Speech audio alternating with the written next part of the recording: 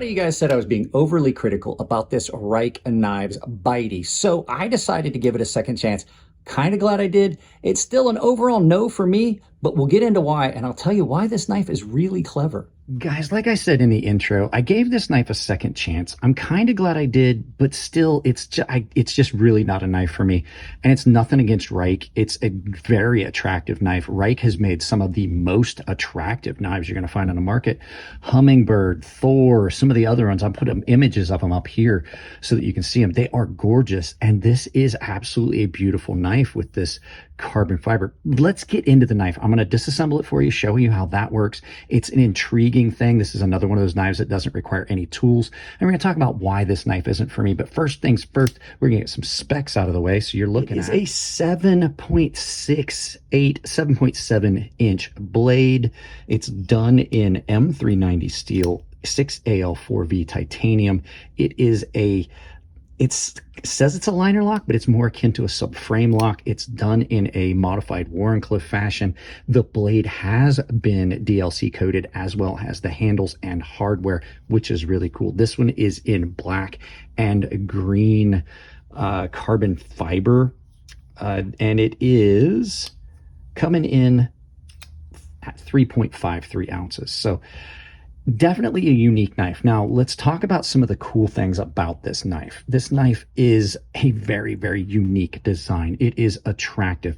It's got this very, very straight look, nice broad handles. I gotta say, in hand, really, really comfortable. I was not expecting to, when I gave it the second chance, to find it as comfortable as I do. The blade is set in here, and it does not have a flipper tab. It's completely flipperless. It is only running on a reverse flick or slow roll. Hang on just a second. Somebody was at the door.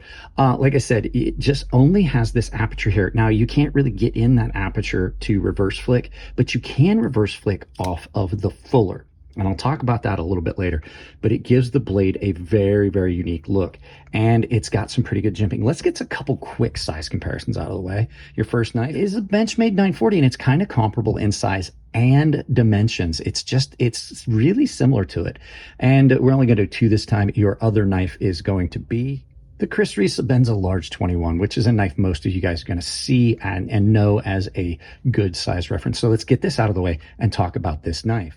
So, like I said, this is a really unique knife. I'm not a big fan of it, but I can see the allure of it. So this is absolutely a beautifully made knife. Reich makes some amazing stuff. You're looking at DLC coated M390 on a gorgeous blade profile.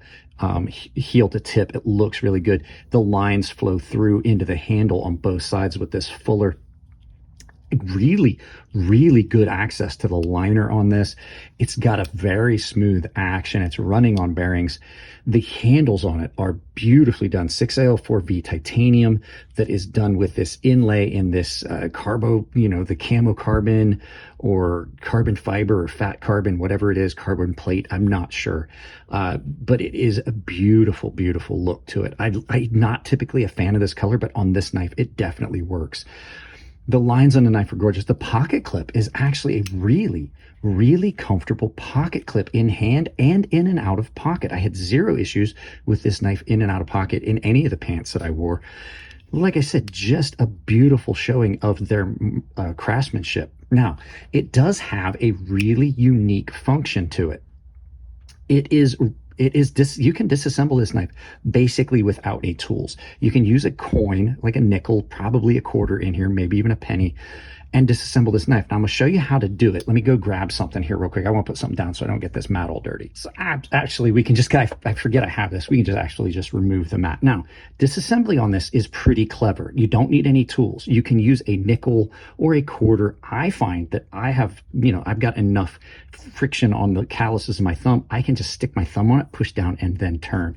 So that is the only tool you would need, would be maybe a coin, but I don't need it. So basically what you do is you start out this way. You've got the knife here, you push up on this piece, and it releases the entire backspacer. The entire backspacer comes out. Now we're gonna talk more about this backspacer and why that's pretty clever.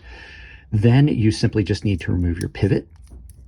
And once you remove your pivot screw, this knife basically is just ready to come apart. Now, it does require a little bit of finagling. Oh, hang on a second. Like I said, it does take a little finagling, and sometimes that does fly out. But what that is because there's a pin right here that holds it in position, because once you take that backspacer out, it just wants to try and come apart, and that's just kind of a positioning pin. Now, once you take that out and get it apart, you've got access to all the parts you would need to maintain your pivot, your bearings, and all that stuff. Now, I wanted to talk more about this backspacer and why it's clever. This is not your stop pin. It looks like a stop pin, but it's not. It's simply just the catch for the backspacer when it locks on. So I'm just dumping stuff everywhere, sorry.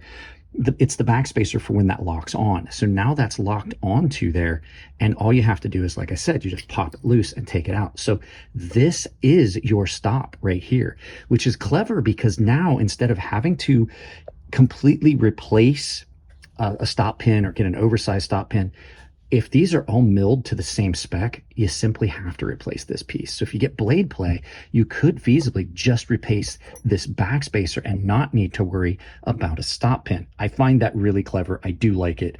So there's a couple other small things that are pretty clever, and that's the way that here we go.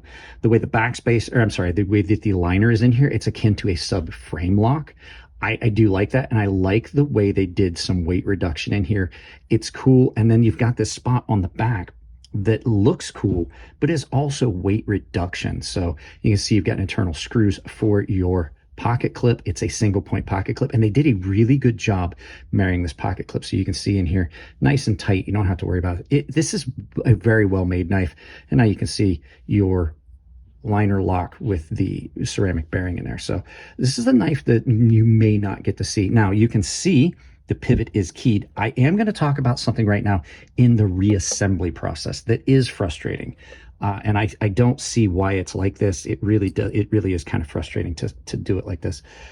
And that's the keyed pivot. So let's go ahead and start to reassemble this knife. So first thing you want to do is these bearings. I always like to do the bearings. Well, that did get dirty while I was carrying it. These bearings, if there's a pocket for them to sit in, I always like to put the open part of the bearing inside that pocketed area. It just allows less dirt and grime to get in. So what we're going to do is we are going to put the pivot back in on the lock, or on show scale side.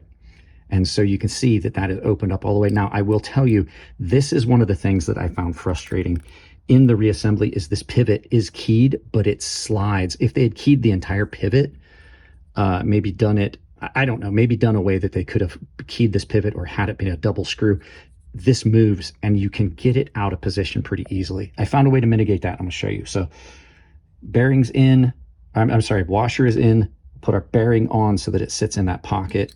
We'll put this top piece on. Now, like you see, there is no stop pin, and we'll address that. I typically, what I do is to put this back together, I spin this a quarter the turn out, and then I put the washer back on top of the bearings. And then when I get ready to put this top scale back on, the lock scale, I hit that and I get it lined up. And then I kind of give it a quarter, come on, work with me here. I give everything a quarter return, and I just make sure I'm lining this up. And then I can get it into position as easily as possible. And it didn't work this time. This is what I was talking about. This is where it gets frustrating, is trying to get it back together and lining up that keyed pivot. It would almost be better if the pivot wasn't keyed. So there you go. So now we've got it locked back in. What we're going to do is we're going to start reassembly.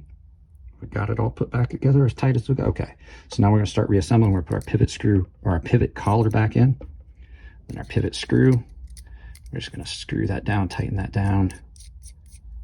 And we're going to pull this, we're going to get this out of the way here. And then we're just simply going to drop our backspacer back in. And now we're locked in. And all we have to do is just make sure that we've got that pivot down as tight as it needs to go. And typically when you tighten it down, you can just use your thumbnail. There is no blade play in that. So we've mitigated all the issues with that. Now, action on it is really good now that we're back together. So with that being said, let me get this cleaned up and then put the mat back down so we can finish up the video and tell you about the things I'm not over the moon. So you guys go hang out and watch Coffee Brand Coffee for a second while I do that. Guys, you've heard me talk about Coffee Brand Coffee a bunch of times. I'm going to do it again real quick. Coffee Brand Coffee is a channel sponsor. They are a great company sponsoring small channels like mine, but they also are a guilt-free purchase because they do not practice any politics. They have a money-back guarantee, and they roast their coffee on demand. So if you're interested in it, my link down below in the videos saves you 10% at checkout, sometimes more depending on what they've got going on as far as specials and sales. So go check them out. Great product. Thank you very much for sponsoring the channel, Coffee Brand Coffee. Let's get back to the knife. I want to start this negative side of the house by saying this thing is an incredibly made knife. It's well made. DLC is a great option. It's gonna last forever. But there's just more negatives for me than I like in this knife. It has kind of redeemed itself. Now, first things first, the action, the only having reverse flick on this. Well, it's not only reverse flick. You can slow roll on it, but this knife just screams reverse flick me. And the fact is that this aperture here is not, you're not going to be able to reverse flick off that. It's too close to the pivot. So you're left with the option being back here. The problem is with the size of my hand, size of the knife, and how close that is where you get into the area that you can generate and reverse flick off of it. A lot of times I miss it. It's just not great. It needed something else, thumb studs, something, or that this needed to be brought back. The next thing, we talked about the disassembly and the pivot. That pivot, there's got to be some way to lock that pivot in. You don't necessarily have to completely remove the pivot. There's got to be a way to mitigate that pivot spinning, which makes it a complete nightmare to take apart or put together sometimes.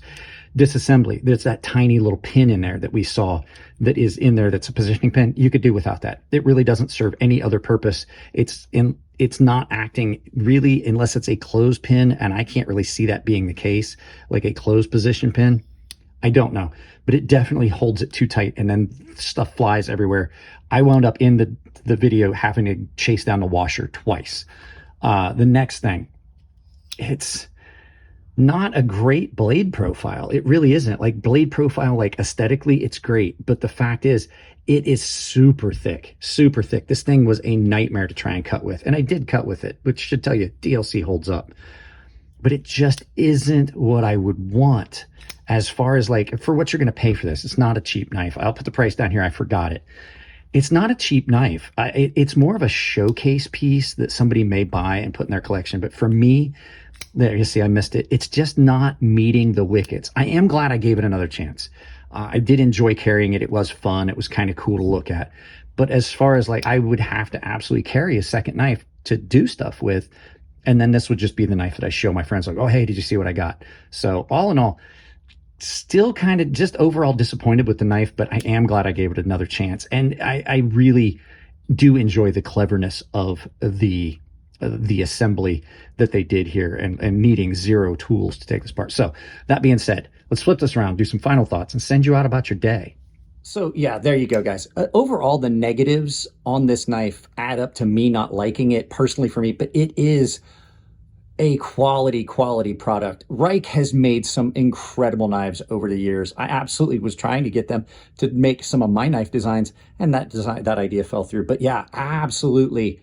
If you guys want to check these out, like this is not a cheap knife. It's gonna be a pricey thing, and that's why I do these videos. So if this is something that's up your alley, definitely I'll have a link to it down below. So guys, that's it on this one. If you like the videos, thumbs up. You don't like them, thumbs down, but tell me why. Hopefully you enjoy this. I have moved, at you guys' suggestion, the intro to the very beginning, like this Crazy Sharp Studios stuff. If you want to support the channel, sponsors down below. Coffee Brand Coffee, Tempered Trail. Use those links. Use coupon code Crazy Sharp. It works the same way. It's just a little easier just to use the link because the discounts are built into the links. 10% off at Coffee Brand Coffee, and that's a permanent thing now. They've got new flavors. The links down below for the affiliates, I've got affiliate links for, let me see, I've got affiliate links for Blade HQ, Knives Ship Free, GP Knives, all the big companies, Artisan, CJRB, Vosteed, they're all down there. You can use those to purchase knives. It doesn't cost you anything. It supports the channel. Amazon stores down below also. That supports the channel, doesn't cost you anything. Take that, pin it to your browser, use it for any Amazon shopping you do. The membership is all tier-based. Everyone gets exclusive content and access to my private Discord. The baseline and premium guys are entered into giveaways that I do on the private Discord. They don't have to do anything. It's just an automatic thing. And the premium guys have access to a sharpening tutorial series. I've also opened up a community Discord that's open to everyone. There's a link to that in the description as well. Guys, that's it on this one. I love y'all. Keep it clean in the comment section. If it's your birthday, happy birthday. And I'll see you in the next video.